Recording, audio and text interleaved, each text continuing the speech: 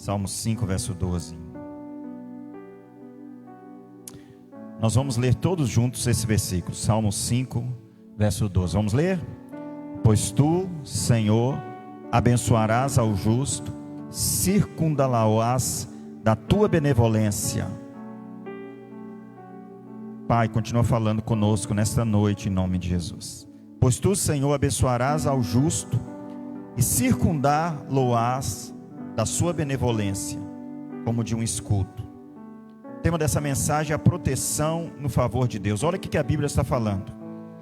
Que Deus nos circuncida pela sua benevolência. Tem uma tradução que ela fala assim: pois tu, Senhor, abençoas o justo, com teu favor tu o proteges como um escudo.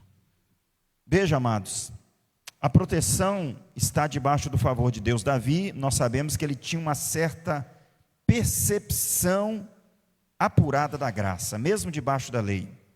Salmo 103, verso 4. Salmo 103, verso 4.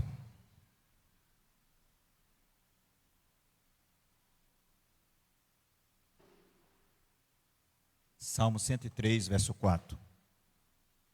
Que redime a tua vida da perdição e te coroa de benignidade e de misericórdia. Mesmo debaixo da lei, ele tinha uma percepção da graça, do favor. E sabe por quê? Para a gente comentar aqui, irmãos. O filho de Davi estava doente. E ele estava à morte por causa do erro de Davi. E Davi jejua pelo menino. Davi ora. Davi sabia que Deus falou: a espada vai estar sobre a sua casa. Ele sabia, o profeta Natã, ele falou que a espada estaria sobre a sua casa. Mas Davi ora, Davi jejua, porque Davi ele tinha percepção da graça. Em toda a trajetória dos hinos e cânticos de Davi, da sua forma de orar, ele tinha um vislumbre muito forte da graça. E esse salmo, ele aponta para a cruz. E Davi, ele poderia estar falando assim: não, eu estou debaixo do juízo. O profeta Natã, um homem de Deus, falou que o juízo, a espada estaria sobre a minha casa. Mas ele jejua, ele ora, contando com a misericórdia e com a graça, porque ele escreve: é aquele que redime você da perdição, que te coroa de benignidade. A palavra benignidade no original é hased, é graça. Te coroa de graça, coroa está sobre nós. Nós temos uma proteção, uma cobertura de favor, de graça, e a gente vê o favor de Deus na vida de Davi. Como conhecedor da lei, ele ainda luta até o seu filho ter o seu último suspiro. O que abre a porta para o mal entrar, irmãos, não é o pecado. O que abre porta para o mal entrar é uma mentalidade de lei, de troca. Sabe, é porque eu sou dizimista, por isso que Deus me abençoa. Ou porque eu sou dizimista, Deus vai estar me abençoando. A mentalidade, presta atenção, essas frases, não é a frase, mas essa mentalidade abre a porta para o mal entrar na nossa vida. Eu sou dizimista, né? Deus, eu sou dizimista, eu tenho dizimado, prospera a minha vida. Eu sou fiel a Deus, eu tenho procurado ser fiel, eu tenho andado retamente na sua presença. E a Bíblia fala que as nossas obras são o quê? Travo de imundícia. Nada disso tem valor diante do trono. O que abre a porta para o mal entrar não é o pecado, porque aonde abundou o pecado, superabunda o amor, superabunda o favor, coroa de graça e misericórdia, superabunda. Mas o que abre a porta para o mal entrar é mentalidade de lei, de troca. É porque eu sou dizimista, é porque eu sou fiel a Deus, é porque eu tenho andado retamente na sua presença. A graça ela é mais difícil. Tudo isso devemos fazer sem esperar nada em troca. A troca ela motiva a obediência. E Deus não quer que a nossa obediência seja motivada pela troca, pela recompensa. A graça ela é mais difícil, porque o favor imerecido Você dizima, você obedece, você procura andar retamente na presença do Senhor, mas você não pode esperar que Deus vai te recompensar com nada disso, porque é graça, não é mérito. Então a graça ela é mais difícil. Então nós devemos fazer isso, não esperando nada em troca, nem como motivação de ser abençoado, mas o favor imerecido incentiva a voluntariedade em obedecer desinteressadamente. Deus, Ele quer que nós o obedecemos desinteressadamente. Deus, Ele quer que nós dizimamos desinteressadamente. Deus quer que nós o servimos desinteressadamente.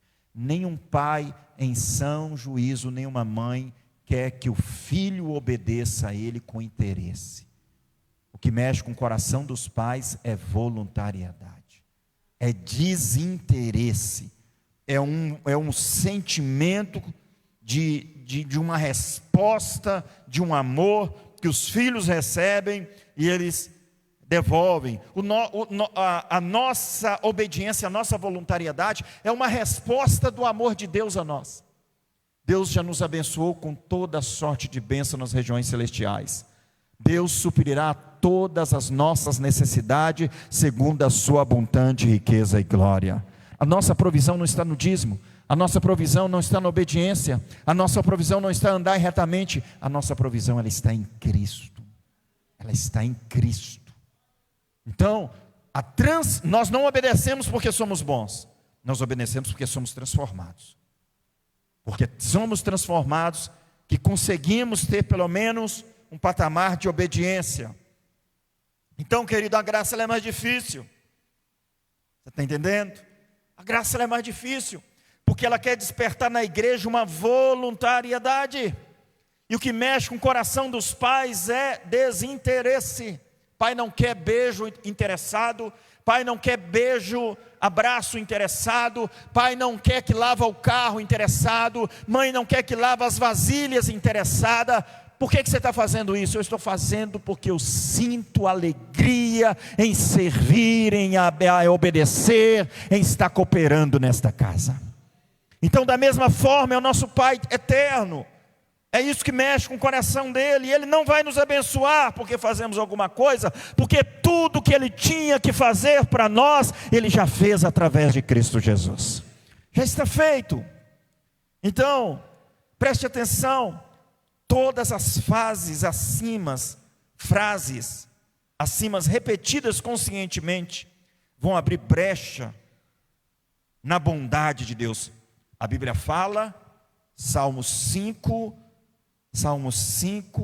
o verso 12: circundá-lo-á com sua benevolência. Eu vou cercar ele com a sua benevolência. O que o diabo falou para Deus? Mas tu cercaste ele com um muro de cedro. O homem era cercado pelo favor de Deus, mas ele estava lá sacrificando de madrugada, para Deus não matar o que Deus matou, para ele não perder o que perdeu. Ele não entendia, o diabo via que ele era cercado, mas ele não via que ele era cercado, porque ele achava que a cerca estava no sacrifício, e a cerca estava na aliança. Deus tinha uma aliança com Jó, e ele e a sua casa. Aí o diabo falou assim: tu cercaste a casa dele, cercou os filhos, cercou o gado, cercou a fazenda, mas ele não conseguia ver a cerca espiritual em volta da sua casa. Queridos, Deus já nos circuncidou com a sua benevolência, Deus já circuncidou com a sua graça. Seus filhos estão guardados, seus bens estão guardados. A porta que fecha a entrada do diabo é a sua consciência que a bondade de Deus está te guardando. Quando você perde essa consciência, você abriu uma porta para o diabo entrar. Deus pode te abençoar porque você acha que é dizimista. Deus pode te abençoar porque você acha que você está andando e que você está obedecendo. Você vai receber, não porque você está fazendo, você vai receber porque Cristo fez. Porém, por você achar que você faz, você abriu uma brecha para o diabo entrar. Querido, hoje nós estamos vivendo um evangelho, presta atenção, em que muitas desgraças estão acontecendo no meio das famílias evangélicas. desgraças estão acontecendo. Quando uma desgraça acontece, que é a falta de graça, parece que é um palavrão, né? Mas é a falta de graça, as sequelas. Você não levanta da noite para o dia. Você fica com medo do amanhã.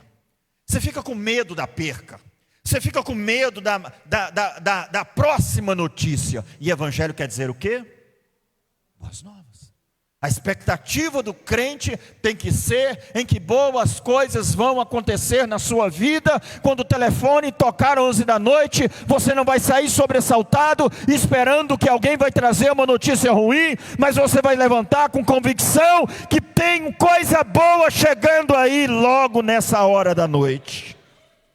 Aleluia. Todos os momentos da nossa vida, a graça, ela está coroa, circuncida, nos cerca. Nos cerca, cercar fala de cerca, fala de proteção, de circuncisão, de estarmos envoltos na sua graça. Estamos coroados de graça, em receber a bondade merecida de Deus, em todos os momentos da nossa vida, seja no momento do erro, seja no momento do acerto, a graça permanece sobre nós. Eu vou melhorar, em todos os momentos dos erros, em todos os momentos do acerto, a graça não permanece sobre nós, a graça permanece dentro de nós, porque Jesus falou: eis que estou convosco todos os dias até a consumação dos séculos. A graça é uma pessoa, a graça é Jesus. Aleluia. Quando você peca, Jesus não dá uma voltinha não. Quando você peca, Jesus ele continua na pessoa do Espírito Santo na sua vida, porque você é justificado pelo sangue do Cordeiro. E é esse entendimento que vai te levar a uma qualidade de vida. É a verdade que liberta. O medo escraviza, o medo encarcera. Jesus é uma pessoa. Eis que estou convosco todos os dias. Todos o quê, irmão? Todos o quê? Mas será que ele tinha juízo quando ele falou isso? Será que ele tinha juízo? Porque tem dia que o crente peca. Tem dia que o crente peca, mas ele falou: eis que estou convosco todos os dias. Então ele falou que estaria conosco quando pecássemos. Porque ele preparou, através do seu sangue, justificados pelo seu sangue, que o Espírito dele seria morada na nossa vida. E quanto mais você sabe da verdade, mais você fica livre para viver uma vida de santidade na presença do Senhor. Veja, amados, a graça, ela é uma pessoa, ela está em nós. Jesus é a graça. Nos erros e acertos, a graça ela está sobre nós, para que nós tenhamos uma vida crescente de qualidade, de santidade e de vitórias. Paulo fala que ele andava de glória em glória na presença do Senhor. Salmo 103, que resgata a tua vida da perdição. Presta atenção, que te coroa de graça, de bondade e de misericórdia. Um estudioso falou que resgata a tua vida da perdição. E esse estudioso fala o seguinte, ou seja, presta atenção, que salva da morte quando exposto ao perigo, ou quando atacado por doenças. Olha que coisa séria.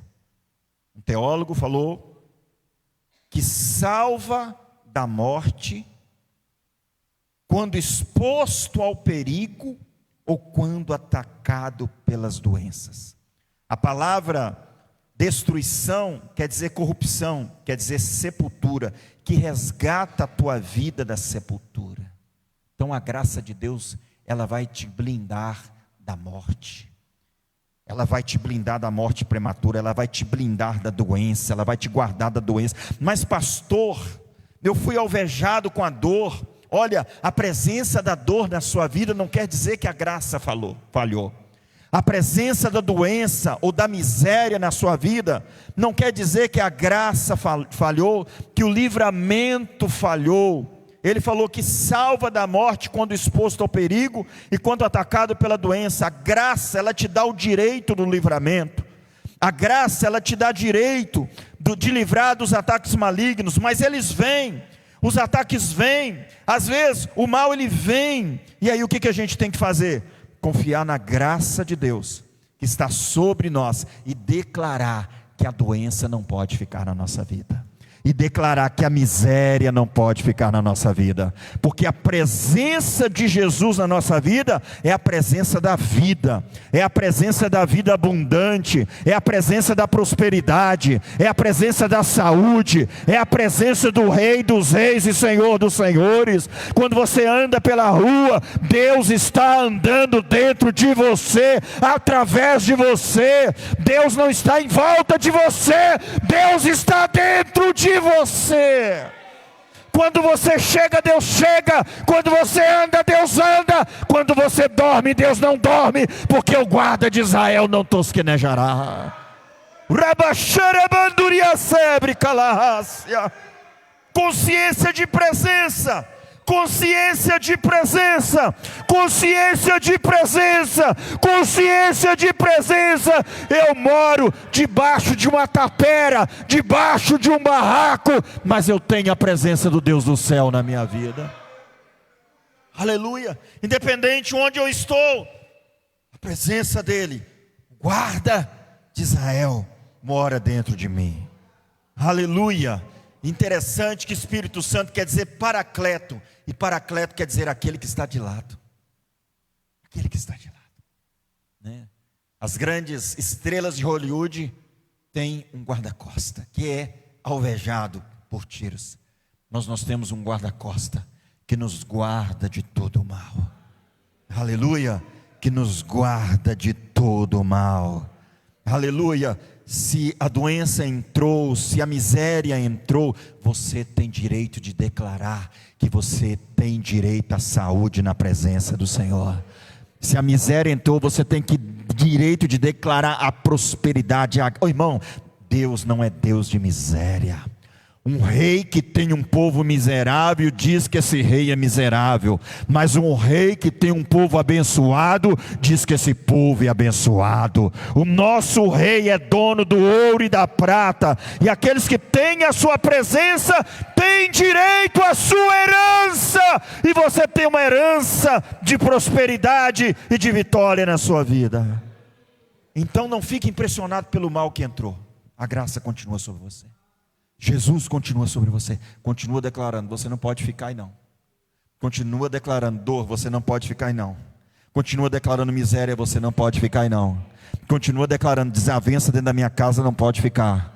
Continua declarando, essa empresa ela não vai quebrar. Continua declarando. Irmãos, Henry Ford, quando ele estava quebrando, sabe o que ele fez? Ele foi lá no banco, fez um empréstimo, ele ficou mais rico ainda, porque os filhos das trevas é mais prudente que os filhos da luz, querido. Nós não temos que sair por aí pedindo emprestado de uma forma desordenada, mas foi declarado aqui nessa noite: profetiza sobre o vale de ossos secos. Ossos secos vão viver na sua vida. Aleluia. Não se impressione que o mal entrou, a graça está sobre a sua vida, e é por causa da graça que nenhuma ferramenta forjada contra ti prosperará, e toda língua que se levanta contra ti em juízo, tu a condenarás. Aleluia. Tempo de Jó não havia lei. Olha o que fala Eliú, Jó 33:19. Olha o que Eliú fala. Jó 33:19. Jó 33:19. Também na sua cama é castigado com dores, e com incessante contenda nos seus ossos. Sabe o que está falando aqui? Que Deus purifica o homem no seu leito. Sabe por que eles tinham esse entendimento? Não estava debaixo da lei, porque Jó é tempo de Abraão, é antes da lei. É porque não tinha redentor, é porque não tinha salvador, é porque não tinha remidor. Jó, ele falou assim: ah, que bom seria se houvesse um intercessor entre mim e ti. Mas nós temos esse intercessor, e ele pagou um alto preço. Se você acha que você tem que ir para a cama para você fazer um concerto com Deus, te prepara que você vai para a cama. Mas se você acha que a bondade de Deus está sobre a sua vida, que a misericórdia de Deus está sobre a sua vida, Você não vai terminar os seus últimos dias em cima do leito, mas você vai terminar os seus últimos dias pregando a palavra de Deus, expulsando o demônio, falando em língua estranha, profetizando. Quanto mais velho você fica, mais autoridade está sobre a sua vida. Ana tinha 84 anos, jejuava e orava e não se apartava do templo do Senhor. Consciência, mentalidade. É a sua mentalidade que vai ditar o teu futuro. É a tua mentalidade que vai ditar a tua vida. Então Eliú tinha esse pensamento que Jó estava pagando pelos seus pecados. Que pecados, irmãos? A Bíblia fala que não houve homem tão íntegro como Jó. O problema de Jó estava na mentalidade. Ele mesmo fala, antes eu conhecia de ouvir falar. Mas espera aí, você não vivia sacrificando? Você vivia acordando de madrugada e sacrificando pelos seus filhos? Como é que você fala que ouvia? Por quê? Porque ele entendeu que a sua fé era uma fé religiosa. Porque ele entendeu que ele queria levar a sua casa no joelho. Porque ele entendeu que ele queria guardar a sua casa, e a gente não dá conta. A gente não dá conta. O guarda de Israel não dormitará. Ainda que foste infiel, Deus será fiel na sua vida. Quando você falha, o céu não vai falhar na sua vida. E quando você vê Deus agindo sem você merecer, você fica constrangido como o filho pródigo, que toma um abraço do amor do pai e nunca mais quer sair da presença dele. Então, querido, nós temos que entender que nós temos um remidor, nós temos um resgatador, que resgata a tua vida da morte e da doença. Está escrito na Bíblia, que eu não estou inventando, que resgata. Deus já te livrou da sepultura. A sepultura pode querer passar perto de você, mas o guarda de Israel está te guardando de dia e de noite. 1000 cairão ao teu lado, 10.000 à tua direita, mas tu não serás atingido, diz a palavra do Senhor. Vamos colocar